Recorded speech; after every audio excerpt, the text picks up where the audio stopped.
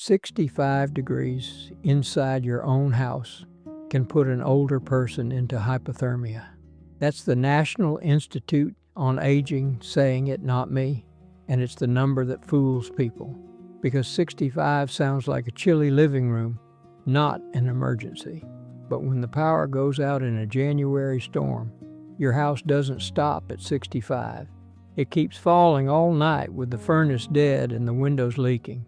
15 things kept families alive through winters on this continent before electricity existed, and the first one has to happen in the first hour. Not the first day, the first hour, while the walls and the furniture and the water in your pipes are still holding the heat your furnace made before it quit.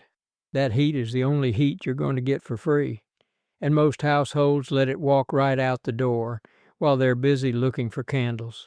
One idea sits underneath all 15 of these. A modern house is built to be heated. A winter house on this continent was built to be held. The Cherokee winter house in the southeastern hills, the earth lodges out on the plains, the snow houses up north, every one of them was small, low, thick-walled, and banked against the cold with dirt or sod or snow. None of them were warming a big open room. They were trapping what a small fire and a few bodies were already making. The old ones never wrote that down themselves, but the traders and the surveyors who came through and stayed a winter did. And they all described the same handful of ideas. Number 1, shrink the house down to one room, and do it now.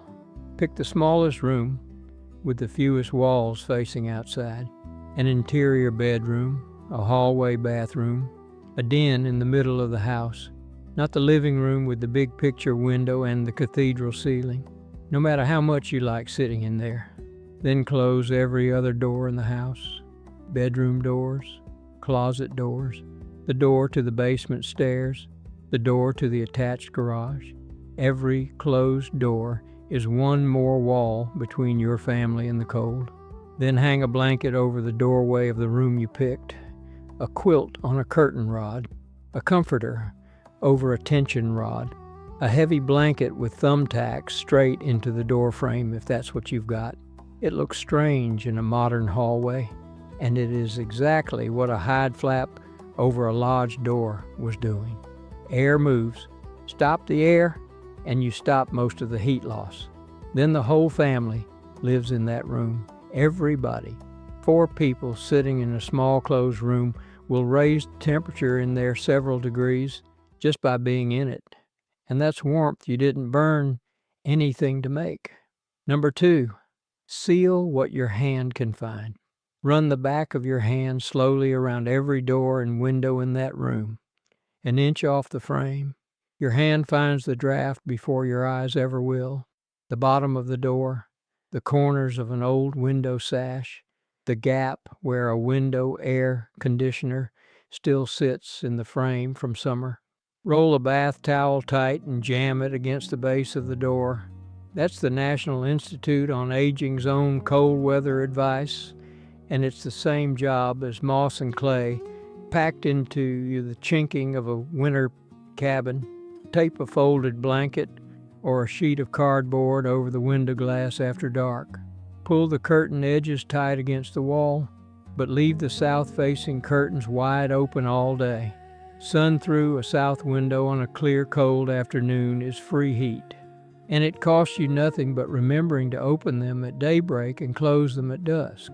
Sealing a room, hanging a blanket in a doorway, reading a draft with the back of your hand, none of that got invented last year for a preparedness video. It's one page out of a book called The Native American Way, where the old knowledge off this land is set down plain and step by step. The remedies and the salves, the wild foods, and when to gather them, putting food up for winter, fire and shelter, and water skills, and the cooking that fed people through the hard months. Walk the emergency aisle at any big store in December and price out the heaters, the hand warmers, the little package kits.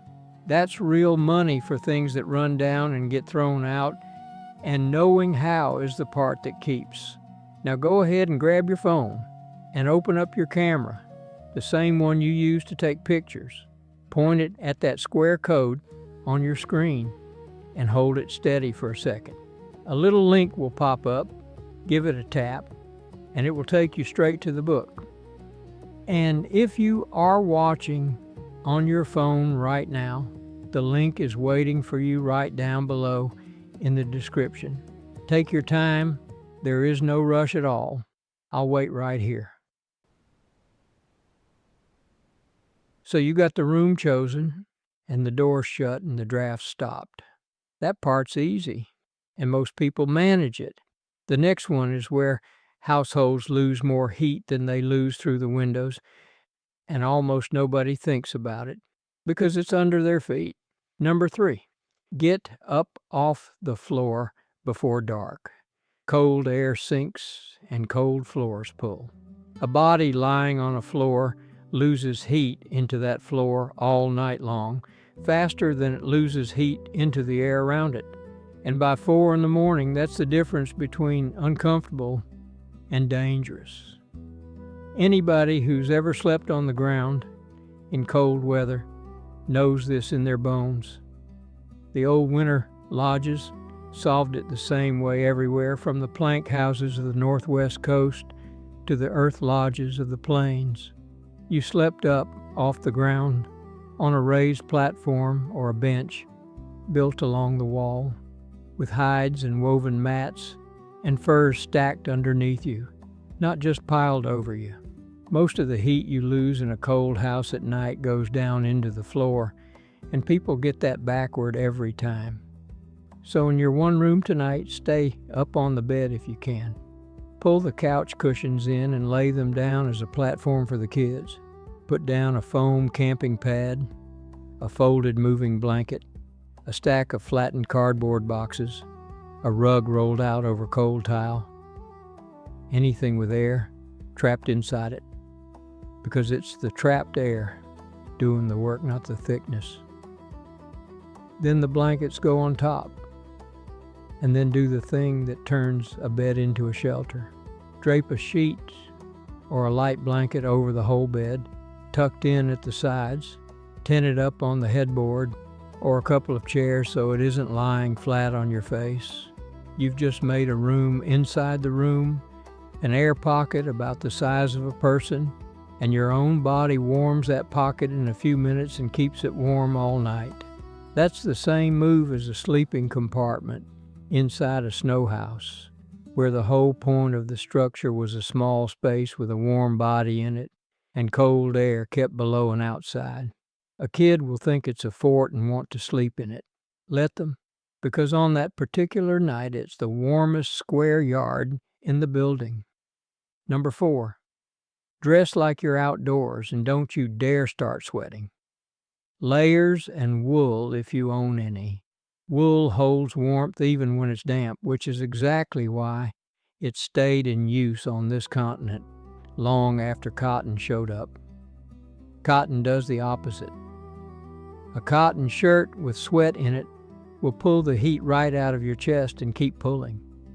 Long underwear under your regular clothes, 2 pairs of dry socks and slippers or boots, a hat indoors on your head right now because you're not going to feel silly at 3 in the morning, and a blanket around the shoulders and across the legs while you sit, which the National Institute on Aging recommends by name for exactly this situation.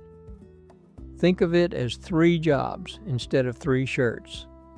The layer against your skin moves moisture off you, so that's wool or a synthetic and never a cotton undershirt. The middle layer traps air, so that's the fleece or the sweater or the flannel. The outside layer stops wind, and inside a sealed room you barely need it, which is exactly why you take it off the moment you come back in. And this next part is where people get themselves in trouble without ever noticing. If you go out and shovel the drive, or you haul wood in from the pile, or you drag the generator around to the side of the house, you will sweat under all those layers. Then you come inside and sit down, and that sweat starts cooling, and it takes your body heat with it. Strip a layer off before you work. Put it back on when you're done. Change out of anything damp immediately, socks included, especially socks. That one habit does more for you across a 3-day outage than any single piece of gear you can buy. Number 5, build your fire kit in daylight. Now we get to the part everybody wants to talk about. Making fire with a flint, a steel striker, and a handful of tinder on a board. A ferrocerium rod, or a flint and a steel striker, will throw sparks when a lighter is too cold to light and the matchbook has gone damp in the drawer. That's a real advantage, and it's worth owning. But the spark has never been the hard part. Nobody who ever made fire on this continent worried much about the spark.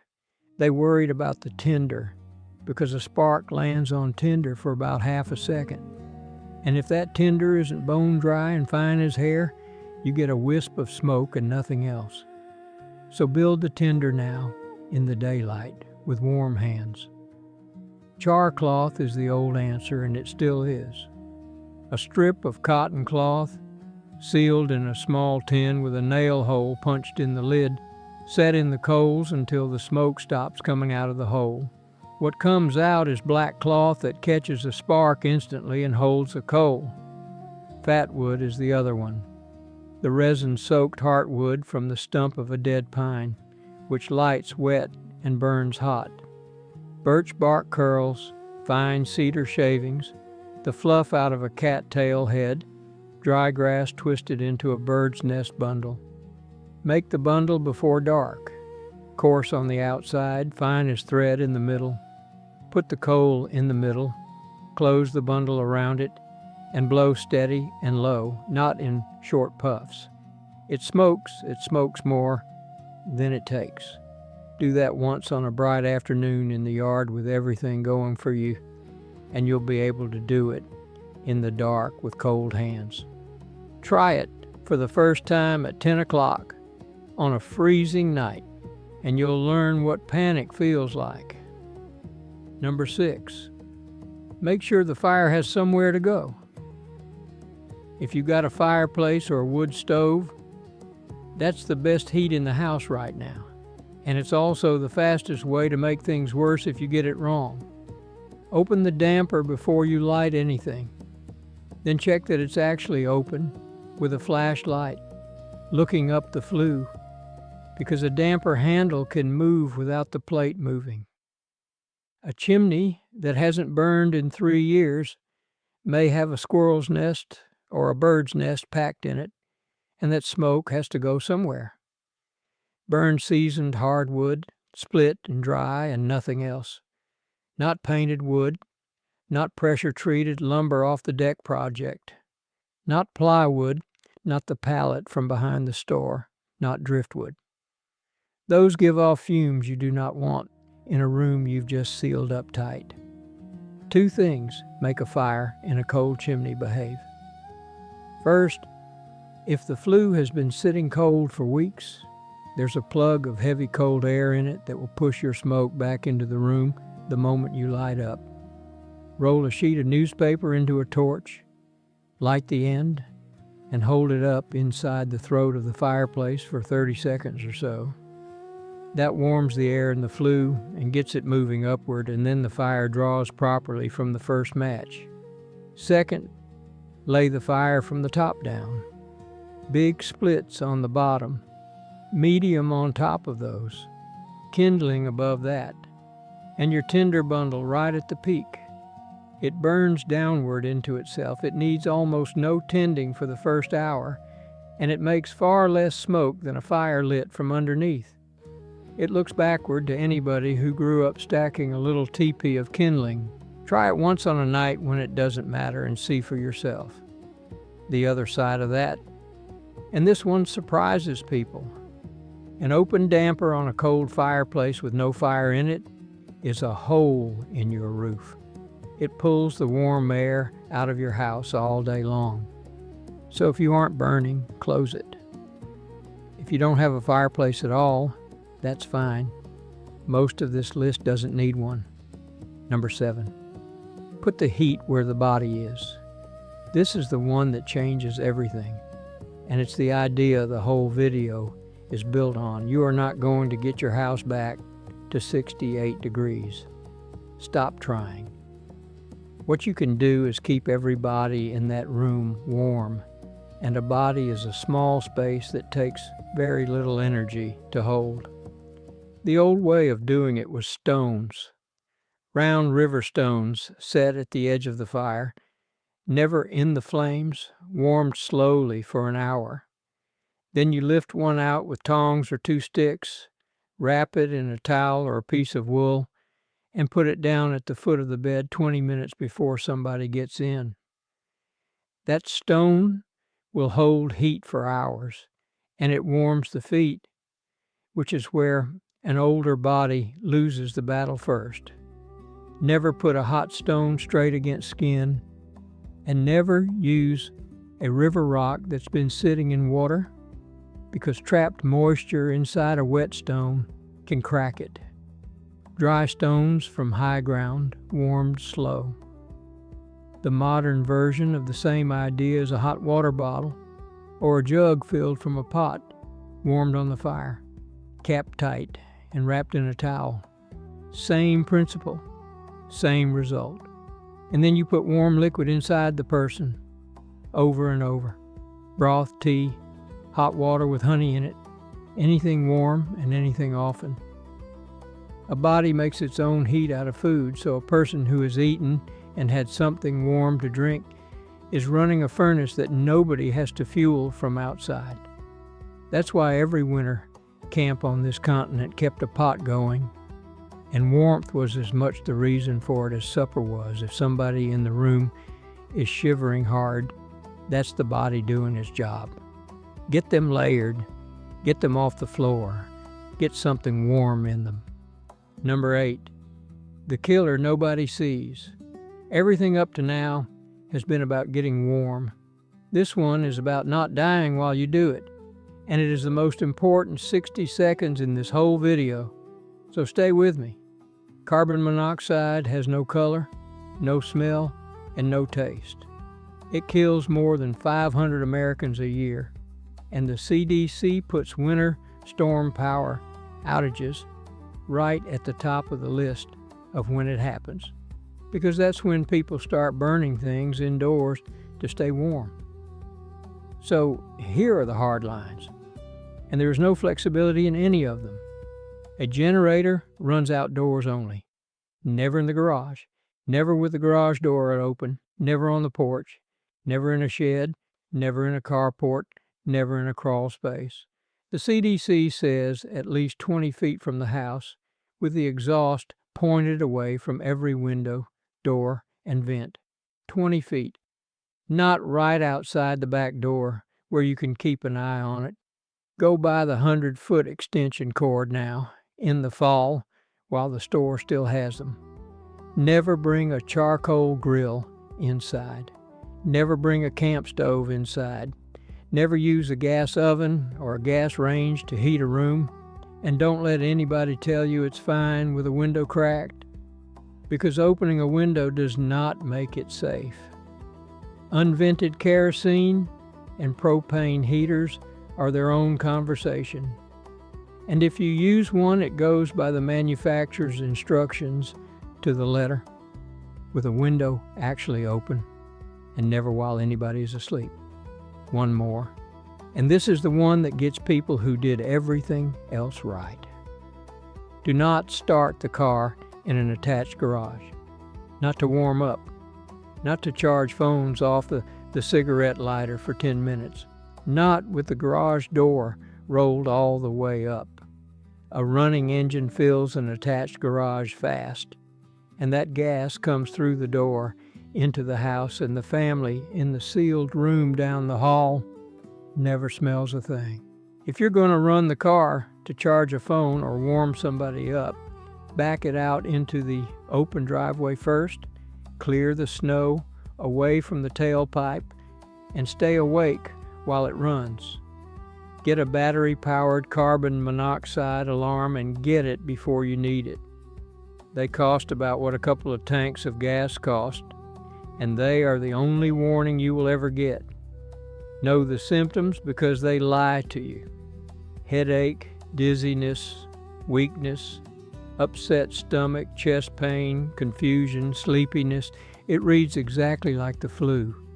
And it reads exactly like being cold and tired at 2 in the morning, which is why families sit in it. If more than one person in the room has those symptoms at the same time, or if the symptoms ease up when you step outside, get everybody out into the fresh air first and call 911 from outside. Don't investigate. Don't finish what you're doing. Out first. That's the rule that gets people through the night. Now let's get back to keeping you comfortable through it. Number 9. Fill everything before the pipes go. Warmth was the first half of this. Water is the half that catches households completely off guard because it doesn't announce itself. The tap works and works and works, and then one morning it doesn't. When the heat's been off long enough, the water in the pipe starts to freeze, usually in the walls and the crawl space where you can't see it happening. Once that happens, you don't have running water, and when it thaws, you may have a burst pipe and a flooded floor on top of everything else. So while you still have pressure, fill things. Fill the bathtub. Fill every stock pot and pitcher and jug and clean bucket in the house. Fill the coffee pot. The bathtub water is for flushing the toilet. One bucket poured fast into the bowl, and it will do that job all week. Keep your drinking water separate from it, in clean covered containers with lids on. Then open the cabinet doors under the kitchen and bathroom sinks so whatever warmth is in the room can reach that plumbing. Let one faucet at the far end of the house run in a thin, steady trickle. Hot side and cold side both. Moving water is much harder to freeze than still water. And go find your main water shutoff right now in the daylight and make sure you can turn it. Basement wall, crawl space, garage, or a meter box out by the street. If a pipe does let go at 4 in the morning, the difference between a wet floor and a ruined house is whether you know where that valve is without looking for it. Number 10. Snow is not drinking water yet. There's snow on the ground and no water in the tap, so the answer looks obvious. It isn't. Never eat snow straight out of the yard to hydrate. Your body has to spend its own heat melting it, and you're trying to keep every bit of heat you've got. A person eating snow to stay hydrated in the cold is working against themselves. Melt it instead. And the people who actually did this had a trick for it. Don't fill a pot with dry snow and set it on the coals, because the bottom layer scorches before the top layer melts and the whole pot tastes burnt. Put an inch of water in the bottom of the pot first, then add snow a little at a time, letting each handful melt before you add more. Take your snow from a clean, undisturbed patch away from the road, away from the drive, away from where the dog goes. New snow, not the gray crust. Melting is not purifying. Snow melt still needs treating, and the right way to do it is whatever your state or local health department currently recommends for your situation, because that guidance gets updated and it depends on your water source. Look up the current instructions and follow them exactly rather than what somebody told you 20 years ago. Number 11. The refrigerator just became a clock. The second the power goes out, your refrigerator stops being an appliance and starts being a countdown. And the numbers are worth memorizing because they are not intuitive. The USDA gives you 4 hours in the refrigerator with the door kept closed. A full freezer holds a safe temperature for about 48 hours. A half-full freezer holds for about 24. Those numbers assume you keep the door shut. And every time somebody opens the fridge to stare into it out of habit, you spend some of that clock. So a full freezer buys you twice the time of a half-empty one, which means you fill the empty space.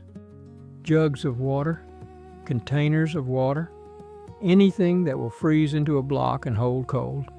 Do it now while it's still cold in there. 40 degrees is the line. Above 40 degrees for more than 2 hours and perishable food is done. Meat, poultry, fish, eggs, milk, soft cheese, leftovers, cut fruit. And never taste something to find out if it's still good, because plenty of what makes you sick doesn't smell like anything at all. Frozen food that still has ice crystals in it can be refrozen or cooked. And when it's below freezing outside, you got a walk-in freezer in the yard, which is what people did with winter for thousands of years, before a compressor was involved. Move what you can into a cooler and set that cooler outside in the shade on the north side of the house, never in the sun, because a closed cooler in February, sunshine gets warmer than you'd believe. Latch it, weight the lid, and keep it up off the ground where a raccoon or a neighbor's dog can't work it open overnight. Check it with a thermometer the same way you'd check the refrigerator. For the item-by-item calls, the USDA publishes a keep-or-throw chart for exactly this, and I'd have it printed and stuck inside a kitchen cabinet before winter rather than trying to find it on a phone with no signal. Use their current chart, not a memory of one. Number 12. Cook on the coals. A cooking fire and a warming fire are two different fires, and this is where people who've only ever cooked on a stove get frustrated. Flames are inconsistent. They scorch one side of a cast iron pan and leave the other side raw, and they blacken the bottom of everything. Coals are what you cook on. Let the fire burn down until you've got a bed of glowing orange coals with a gray ash skin over them. Then rake a portion of those coals off to one side and set your cast iron there. That's your burner, and you control the heat by how many coals you rake over and how far you sit the pan above them. A Dutch oven with a lid does even better. Coals underneath and a few shoveled on top of the lid, which is how you get bread and beans and stew out of a fire. The pot that stays warm on the edge of the coals all day is the oldest food strategy there is, and in a blackout, it's still the right one. Something warm is always ready. Nobody is cooking from scratch 4 times a day, and you burn less fuel doing it. One thing to be strict about. Cooking over fire makes it much harder to judge whether meat is actually done, because the outside chars long before the inside is safe. Use a meat thermometer and cook to the current tested safe internal temperatures the USDA publishes for each kind of meat. Guessing by color is how people get sick in a house that already has no running water. Number 13. Light the room without burning it down. Every winter, the outage that people survive is followed by the house fire that they don't, and candles are a big part of why. When the power goes out, candles come out, and they get set on a stack of magazines next to a curtain, and somebody falls asleep. The Consumer Product Safety Commission's advice is plain about it. Flashlights are safer than candles.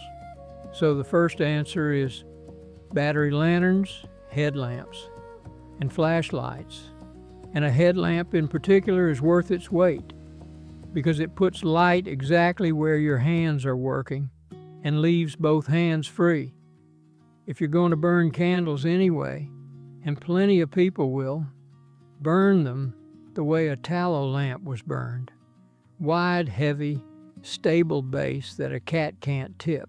Inside glass, in a jar or a hurricane chimney, set on a hard surface with nothing above it and nothing loose beside it. Never in a bedroom, and every single one goes out before anybody sleeps. No exceptions, even the one that seems safe. One thing about batteries in the cold that nobody warns you about. Cold cuts what a battery can deliver, sometimes badly, and a flashlight that dies after an hour in a 50-degree room will run for an evening if the spare batteries have been living in a coat pocket. Keep your spares warm, on your body or under the blankets, and the same goes for your phone.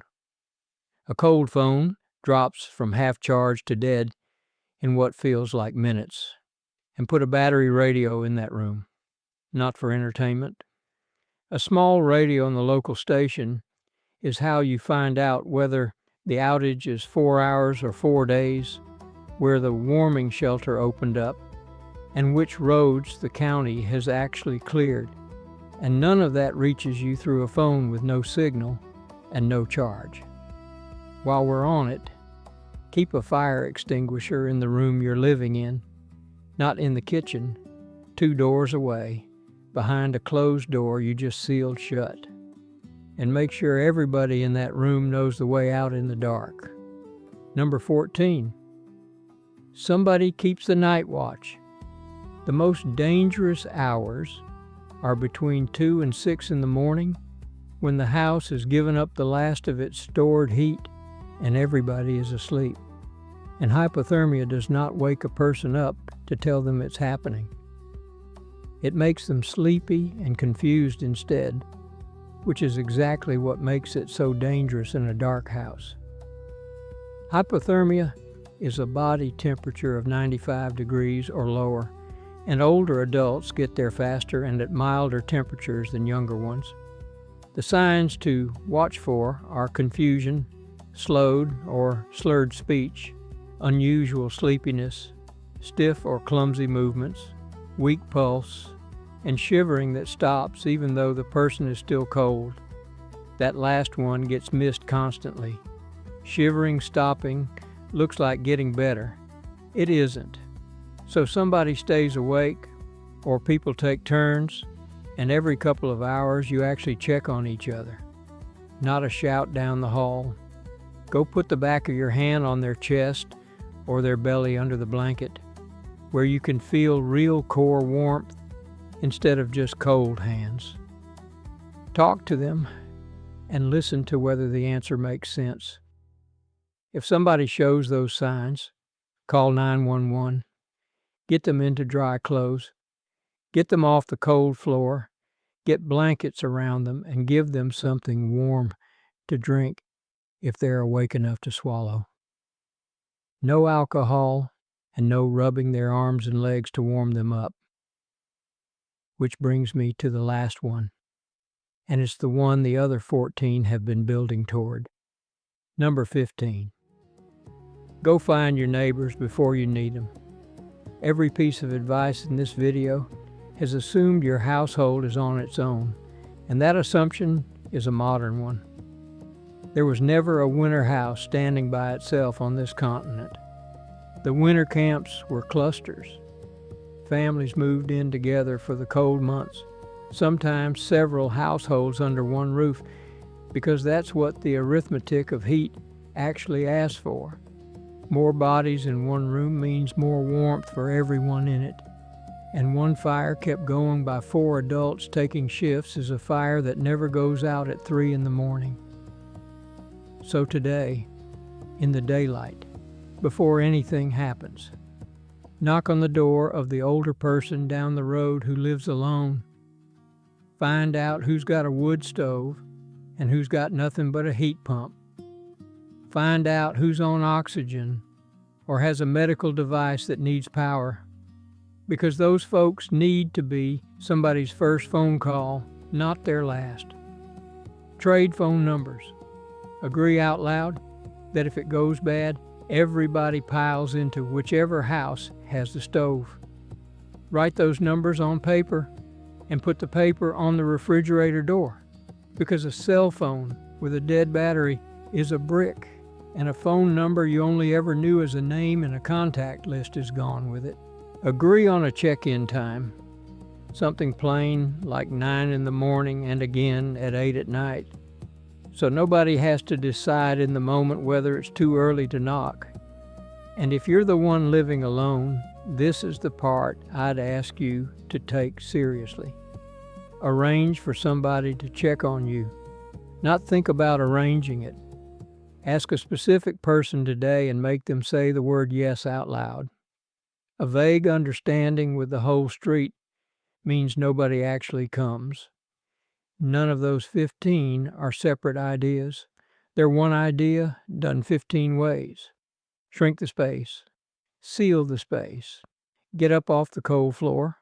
Put wool between you and the air. Warm the body instead of the room. Put a hot stone at the feet. Keep something warm in the pot. And put more people in the same small room. Every one of those is the same instruction. Trap the heat that already exists and stop making new heat you can't afford. That's what those winter houses were doing. They were never heated the way we mean the word.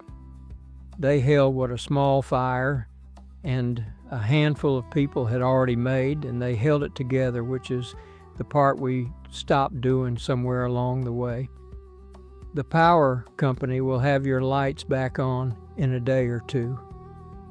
That other thing takes a knock on a door, and it's the only item on this list that you can't do at 2 in the morning. And that right there is one page out of the Native American way, where the old skills off this land are set down step by step in plain words, with nothing in them you have to plug in. Now go ahead and grab your phone and open up your camera and point it at that square code on your screen and hold it steady for a second. A little link will pop up. Give it a tap and it will take you straight to the book. And if you are watching on your phone right now, the link is waiting for you right down below in the description. Now, if you enjoyed this video, you will enjoy the video right now on screen even more, I can assure you on that. Click it right now, my friend.